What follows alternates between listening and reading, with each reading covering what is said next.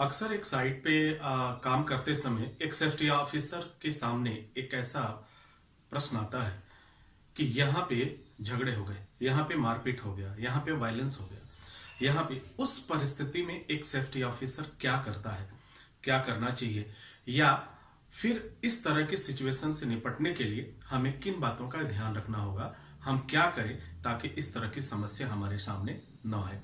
तो dear students, आज हम बात करेंगे वायलेंस एट वर्क के ऊपर, अर्थात वह कौन सी जगह होती है जहां पे वाद विवाद की पूरी संभावना बनती है, मारपीट, झगड़े, गालियां, ये सारी स्थितियां बनती हैं। और एक सेफ्टी ऑफिसर, चाहे वह हेल्थ सेफ्टी ऑफिसर हो या फायर सेफ्टी ऑफिसर हो, उससे निपटने के लिए वह क्या करता है, कौन से फैक्टर्स होते हैं जो जिससे ये सारा रिस्क एसोसिएट होता है, उन हैजर्ड्स को पहचानना और फिर उसको दूर करने के उपाय क्या क्या है, हम लोग इस पूरी बात को जानेंगे। अभी हाल ही में एक कंपनी थी, उस कंपनी में आपस में वर्करों ने मारपीट किया, जिसमें से किसी का हाथ टूटा, किसी का पैर टूटा, इस तरह की न जाने बहुत से इंजरी आई। अब उस समय वह कंपनी क्या करेगी? अब एक प्रश्न उठता है कि वह कंपनी इस एक्टिविटीज के लिए, इस घटना के लिए वो क्या क्या कर सकती है।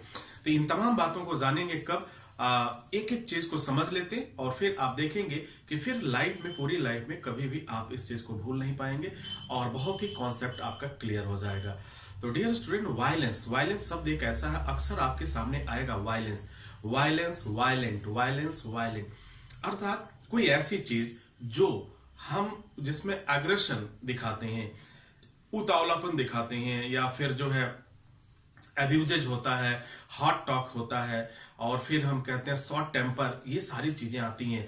अर्थात बहुत ज्यादा गुस्से में आ जाना, क्रोध में आना, गालियां देना, ये सभी चीजें जो हैं वायलेंस की कैटेगरीज में आती हैं। अब हम देख लेते हैं कि वायलेंस साइट पर वायलेंस का कौन कौन सा स्थान है, किस जगह पे ये होता है, और क्या वो फैक्टर क्या है जिससे वायलेंस एसोसिएट होता है, क्रिएट होता है, एक्टिवेट होता है। तो डियर स्टूडेंट्स, अगर हम बात करें रिस्क फैक्टर फॉर वायलेंस के लिए रिस्क फैक्टर क्या है, तो अगर एक क्वेश्चन भी आपसे पूछा जा सकता है, what is the risk factor for violence के लिए, ठीक है, वाद विवाद या इस तरह की समस्याओं के लिए उसका कारण क्या है, रिस्क फैक्टर्स क्या है, उस जो जोखिम है वो क्या है, इस चीज को जानते हैं। कुछ पॉइंट्स हैं, बस उन पॉइंट्स को समझिए, बाकी हर एक चीज आपकी बहुत ही क्लियर होती जाएगी, कहीं कोई दिक्कत नहीं होगा, ठीक है। अब रिस्क फैक्टर फॉर वायलेंस की अगर हम बात करें तो सबसे पहले हम देखते हैं, यहाँ पे हमारे पास आता है कैश हैंडलिंग। जी हाँ, कैश से रिलेटेड जब हम काम करते हैं, कैश यानी पैसे का लेन देन। अब जरा सोचिए, पैसे का लेन देन जहां भी होता है, जैसे कैश काउंटर हो गया, कहां से पैसे का लेन देन हो रहा है, पैसा एक जगह से दूसरी जगह पे जा रहा है, तो यहाँ क्या होगा, वायलेंस होने की पूरी संभावना, यानी पॉसिबिलिटीज बनती है, पूरी संभावना होती है, यहाँ कुछ भी हो सकता है। इवन यहाँ तक ये भी देखा गया है, कैश हैंडलिंग से रिलेटेड इंसिडेंट में ये डेथ तक हो जाती है, यानी किसी की मौत भी हो जाती है। तो डियर स्टूडेंट, पहला जो होता है पॉइंट्स हमारा आएगा, वो क्या आएगा, कैश हैंडलिंग, ठीक है, याद रखिए कैश हैंडलिंग। फिर दूसरी बात हम करते हैं लोन वर्किंग। अब लोन वर्किंग क्या है, लोन वर्किंग को समझते हैं। लोन क्या समझते हैं, बैंक का लोन नहीं।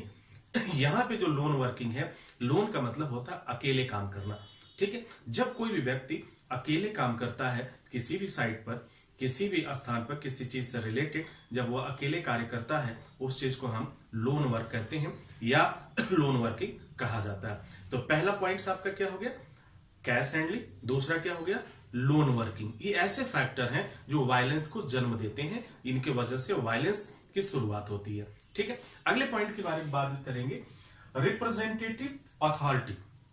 हर साइट पे किसी न किसी चीज की अथॉरिटी होती है। जैसे सपोज करिए, कहीं पे इंजीनियर को अथॉरिटी है, कहीं पे साइट इंचार्ज को है, कहीं सुपरवाइजर को है, तो कहीं ना कहीं किसी न किसी को वो ड्यूटी अलॉट किया जाता है, उसको रिस्पॉन्सिबिलिटी दी जाती है, उसको जिम्मेदारियां दी जाती हैं।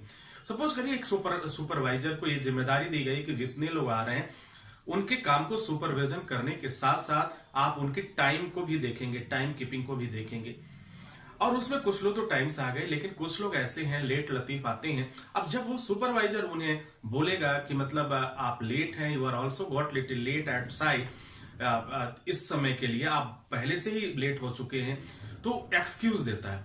वह आदमी एक्सक्यूज देता है, सॉरी भी नहीं बोलेगा, गलत अपनी कॉज भी नहीं बताएगा, और बोलेगा अरे होता है यार, चलो कोई बात नहीं, कल से देख लेंगे।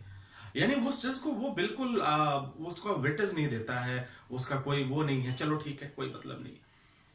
तो इस तरह के लोग क्या होते हैं, खतरा पैदा करते हैं एसोसिएट। यानी तो जो भी अथॉरिटी पर्सन है उनसे, वो अथॉरिटी पर्सन के साथ भी ये सारी चीजें क्रिएट होती हैं। अब बात कर लेते हैं अगली पॉइंट, वियरिंग यूनिफॉर्म। अक्सर ये देखा गया साइट पे जब आप जाते हैं, देखते हैं, जब आप काम कराएंगे as a fire safety officer, as a health safety officer, तो वहां यूनिफॉर्म को लेकर के अक्सर एम्प्लॉय से और वर्कर से वाद विवाद हो जाते हैं।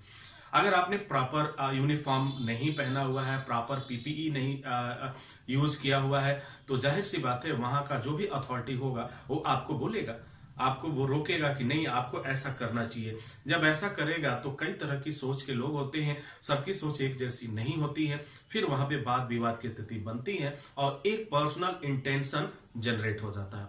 ठीक है, अब जैसे कोई भी व्यक्ति, आप देखिए कि सुपरवाइजर हो, कोई भी व्यक्ति, सब लोग अपनी अपनी ड्यूटी कर रहे हैं, लेकिन वहां भी हर एक साइट पे जाएंगे, 4 आपको अच्छे मिलेंगे और 4 आपको बुरे मिलेंगे, यानी उनसे बनेगी नहीं। बुरा बनने का मतलब क्या है, उनके विचार और आपके विचार, आपके थॉट्स बिल्कुल मेल नहीं खाते। आप कुछ और कहते हैं, वो कुछ और सोचता है। तो ये सारी परिस्थितियां आती हैं हमारे सामने। तो क्या हो गया, कैश हैंडलिंग हो गया, लोन वर्किंग हो गया, अथॉरिटी रिप्रेजेंटिंग अथॉरिटी हो गया, और क्या हो गया आगे आगे आपने देखा है वियरिंग यूनिफॉर्म। जी हाँ, याद रखिए वियरिंग यूनिफॉर्म, यूनिफॉर्म पहनने के लिए भी ये सारी चीजें क्रिएट होती हैं। अब अगली बात करेंगे डीलिंग विद पीपल। ऐसा व्यक्ति जो लोगों के साथ डील कर रहा हो, जैसे मान लीजिए कि एक है, हम एक बात करते हैं, जैसे किसी कंपनी में आप जाते हैं तो वहां पे एक जो है सबसे पहले रिसेप्शन मिलता है, वहां एक ऐसा पर्सन होता है, सबसे पहले हर आदमी जाके उससे फेस करता है, उससे बात करता है अपनी बात, उसके बाद वो आगे जाता है। कई बार क्या होता है कि आप, जैसे कि आप गए और फिर उसने जो आपको मैसेज दिया कि ठीक है आप वेट कर लीजिए 5 मिनट 10 मिनट, अभी वो अथॉरिटी नहीं है या वो जिससे मिलना है वो चीज नहीं है, तो फिर वो क्या करता है, अगला बैठे रहता है, वेट करता रहता है, फिर उसका पेशेंस जवाब देने लगता है, वो परेशान होने लगता है, वजह कोई भी नहीं है, लेकिन फिर जाके मैम मैं तो बहुत पहले से बैठा हूं, सर मैं बहुत पहले से, हमारे बाद वाले लोग आ रहे हैं जा रहे हैं, तो वहां पे भी एक विवाद की स्थिति खड़ी हो जाती है। तो वहां पे जैसे जो लोग होते हैं, जैसे डीलिंग विद पीपल, जो लोगों के साथ डील कर रहे हैं, यानी उनका बिजनेस है, उनकी ड्यूटी है लोगों के कांटेक्ट में रहना, तो वहां भी ये परेशानी आती है। अब अगली बात हम करते हैं saying no. That is important, saying no, ये जो बहुत ही महत्वपूर्ण है इस बात को समझना। अगर आप ना कह दिए, कुछ लोग होते हैं उनको ना सुनने की आदत नहीं होती है, वो सिर्फ हाँ सुनना चाहते हैं, ना नहीं सुनना चाहते हैं। और जब सेइंग नो, यानी जब ना की बात आएगी तो निश्चित रूप से वो क्या करेंगे, इरिटेट होंगे और फिर परेशानियों का कारण बन जाएंगे। तो डियर स्टूडेंट्स, इस बात को हम बखूबी समझ सकते हैं, ये हमारे कुछ ऐसे फैक्टर हैं जिनसे वायलेंस जो होता है वो क्या होता है, क्रिएट होता है। वायलेंस की आपका जन्म होता है या विवाद की स्थितियां जन्म होती, कौन कौन सी, कैश हैंडलिंग, याद रखिएगा कैश हैंडलिंग, लोन वर्किंग, और क्या है लोन वर्किंग, रिप्रेजेंटेटिंग अथॉरिटीज, और क्या है इसके बाद वियरिंग यूनिफॉर्म, फिर public dealing, deal with people, लोगों के साथ डीलिंग करना, पब्लिक डीलिंग होना, ये सारे फैक्टर्स हैं जहां से ये वायलेंस एसोसिएट होता है। अब बात कर लेते हैं कि इसके एग्जाम्पल क्या है, वो कौन कौन से प्लेसेज हैं। ये प्लेसेज, ये तो मैंने जो बात बताया ये आपको पूरे ऑल ओवर वर्ल्ड की मैं बात बता रहा हूं, जहां भी आप जाएंगे इस तरह के सिचुएशंस आपके सामने आएगी। तो डियर स्टूडेंट, अब हम कुछ एग्जाम्पल देख लेते हैं और आप खुद ही समझ जाएंगे कि वायलेंस कैसे क्रिएट हो रहा है। एग्जाम्पल की अगर मैं बात करूं तो यहां पे हम देख सकते हैं hospital, railway stop, police, social worker, agent, उसके बाद से एजेंट, बस स्टैंड, बस and taxi driver, fire fighter, traffic warden, ये लोकल पुलिस, ये तमाम तरह के ऐसे फैक्टर्स हैं जहां पे आपके एग्जाम्पल है जहां पे ये वायलेंस हमारे होते हैं, वायलेंस की कंडीशन बनती है। तो आप इस चीज को समझ पा रहे हैं कि अगर हॉस्पिटल है तो वहां भी वाद विवाद की स्थिति बन जाती है कि मेरा पेशेंट जल्दी देखो, हम ज्यादा परेशानी में है। रेलवे स्टाफ है तो रेलवे में भी होता है, टिकट काउंटर है या फिर ट्रैवलिंग के दौरान है, वहां पे आपका वायलेंस हो सकता है। अक्सर जो है पुलिस से और पब्लिक से भिड़ंत होती रहती है, तो वहां भी आपके वायलेंस हो सकते हैं। सोशल वर्कर जो सामाजिक लोग हैं, सामाजिक कार्यकर्ता हैं, उनके साथ भी अक्सर इस तरह की बातें हुआ करती हैं। जो एजेंट है, किसी न किसी चीज के लिए एजेंट का काम करता है, उसके साथ भी स्थिति बनती है। बस स्टैंड है, फिर आप देख सकते हैं बस एंड टैक्सी ड्राइवर, इन लोगों के साथ भी ये सारी स्थितियां बनती हैं। फायर फाइटर है एंड ट्रैफिक वार्डन है, ये एग्जाम्पल है, ये ऐसे एग्जाम्पल है जहां पे वायलेंस क्रिएट होता है। तो आपने देखा कि कैसे किस वजह से वायलेंस जनरेट हो रहा है और वह प्लेस क्या है। तो वो जो प्लेस हमने देखा उसी के अकॉर्डिंग हमने एग्जाम्पल देखा। अब ये प्रश्न उठता है कि अगर इस तरह के सिचुएशन है तो उससे हम कंट्रोल कैसे करें। कंट्रोल करने के लिए हमें क्या उपाय करने चाहिए, किस तरीके के उपाय करने चाहिए।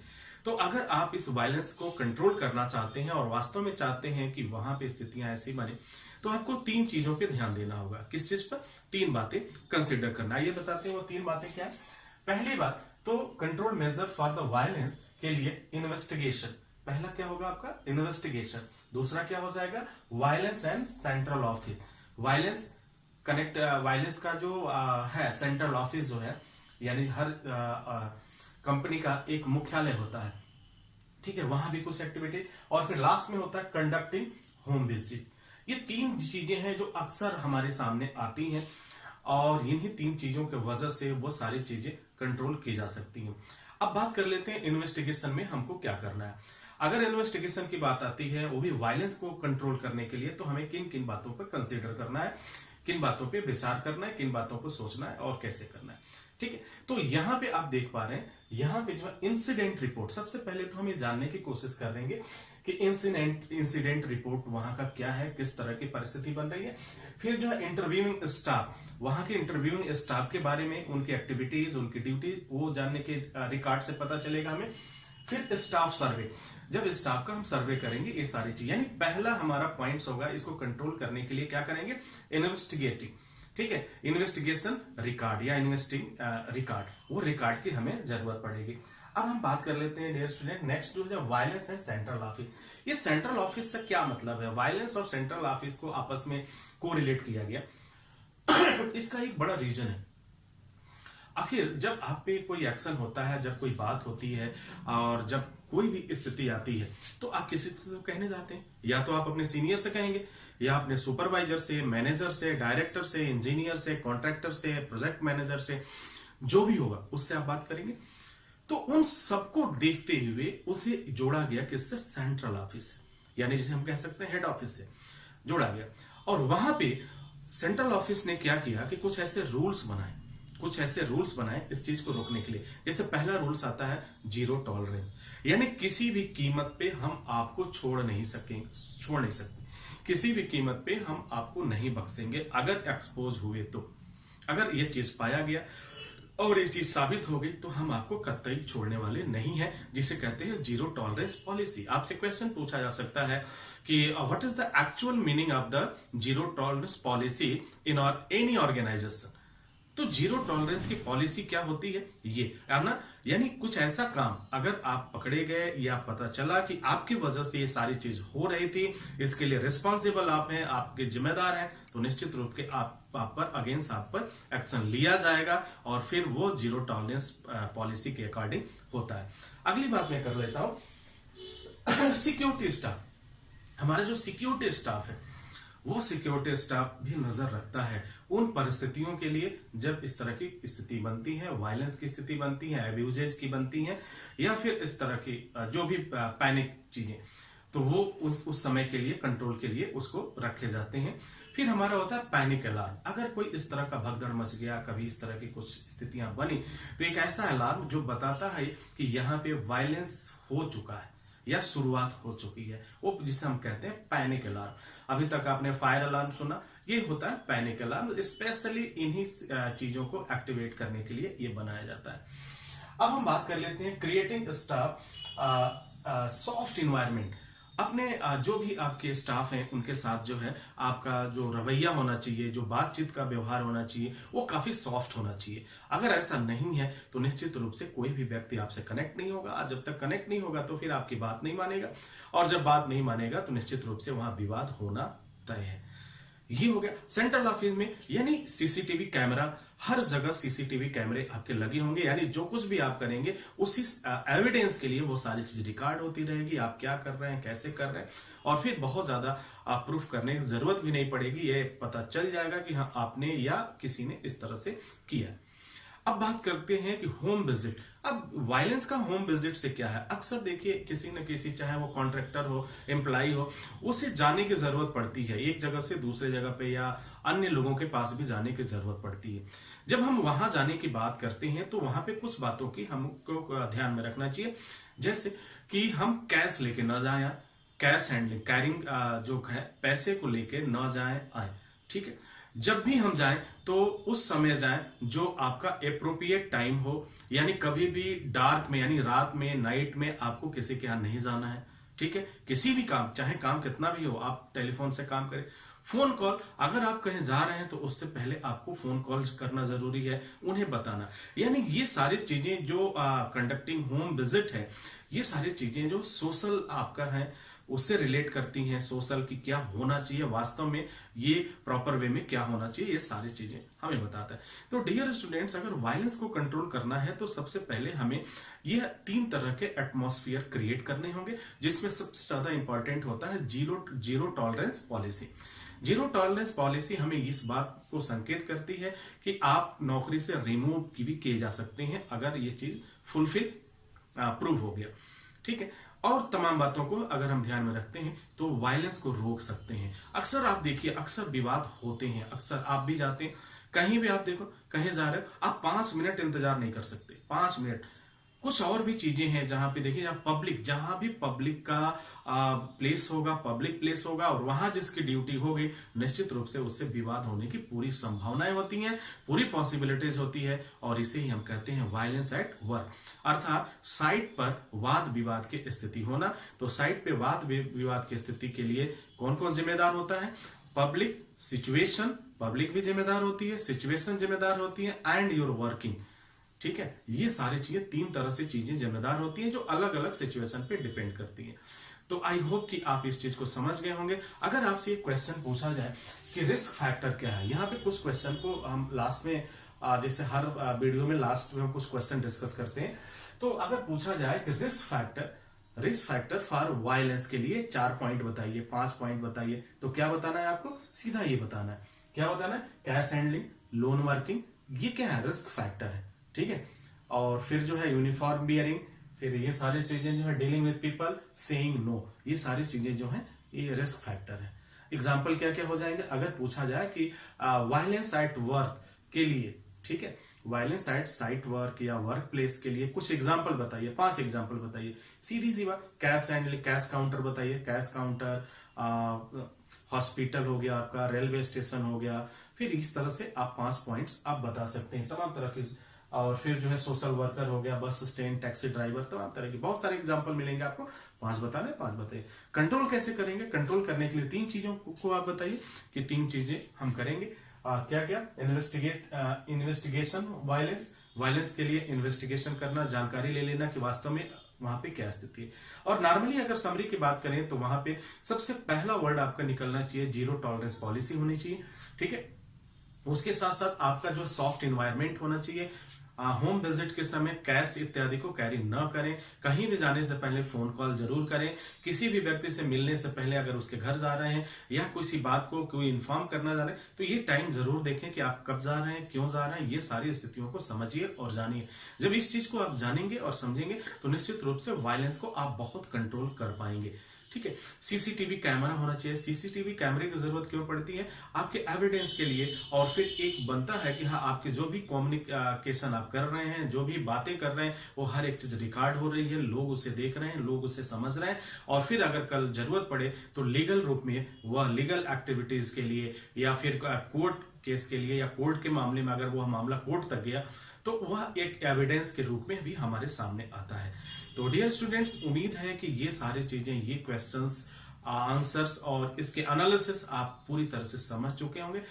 समझने के लिए मैं हमेशा कहता हूं कि भाई हमेशा रट्टा टेक्निक को इग्नोर करिए, समझने की कोशिश करिए। जब आप समझेंगे तो निश्चित रूप से आप बहुत ही बेहतर कर पाएंगे, आपको कोई प्रॉब्लम नहीं होगा। तो डियर स्टूडेंट्स, इसी के साथ हम आपसे इजाजत चाहेंगे। नेक्स्ट वीडियो में हम पुनः हाजिर होते हैं। तब तक के लिए wish you all the best. Thank you for watching, thank you for learning.